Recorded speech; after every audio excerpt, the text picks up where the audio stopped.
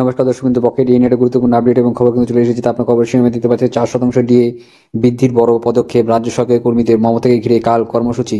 তো এখানে কি কর্মসূচি না হচ্ছে আপনারা দেখতে পাচ্ছেন। 4% ডিএ বৃদ্ধিতে কয়েকাংশ খুশি এবং কয়েকাংশ খুশি না। খুশি বলতে তৃণমূলের যে আশ্রিত কিছু সংগঠন রয়েছে তৃণমূলের, তারা বর্তমানে খুশি এবং তাদের মুখ্যমন্ত্রীকে 4% ডিএ বাড়ানোর ব্যাপারে তারা সাধুবাদ জানিয়েছেন এবং মুখ্যমন্ত্রীকে ধন্যবাদ জানিয়েছেন। কিন্তু অপরদিকে রাজ্য সরকারি কর্মচারী সংগঠন সংগ্রামী যৌথ মঞ্চ আহ্বায়ক তারা কিন্তু এই মাত্র 4% বৃদ্ধিতে মোটেও খুশি নয়। এবং ভাস্কর ঘোষ সাধারণ সম্পাদক, তিনি কিন্তু একটা বড় কর্মসূচি নিয়েছেন এবং সেই কর্মসূচিতে কিন্তু রাজ্য সরকারি কর্মচারীরা তারা কিন্তু ডিএ নিয়ে তাদের ক্ষোভ প্রদর্শন করবে। তারা কেন্দ্রীয় হারে ডিএ দাবিতে আন্দোলন করছে এবং 2-3% বা 4% মতো ডিএ দিয়ে ভিক্ষার দানের মতো কিন্তু সেই দান তারা ফিরিয়ে দেওয়ার আহ্বান জানিয়েছেন। এবং তৃণমূলের কর্মসূচিকে কটাক্ষ করে যৌথ মঞ্চের আহ্বায়ক ভাস্কর ঘোষ বলেন,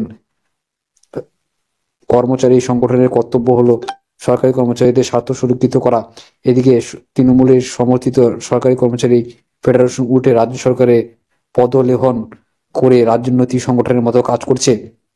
তিনি আরো বলেছেন যে আগামী 18 এবং 19 তারিখ অর্থাৎ 18-19 ফেব্রুয়ারি কিন্তু রাজ্যের সরকারি অফিসে প্রতিবাদ কর্মসূচি পালন করা হবে এবং সে ডাকও দেওয়া হয়েছে।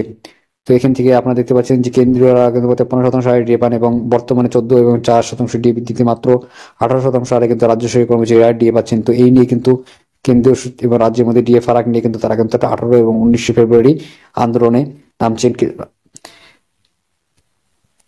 তার সাথে লাইক করবেন, শেয়ার করে চ্যানেল সাবস্ক্রাইব করবেন, পাশাপাশি অবশ্যই জয় হিন্দ, বন্দে মাতরম। ধন্যবাদ দেখার জন্য।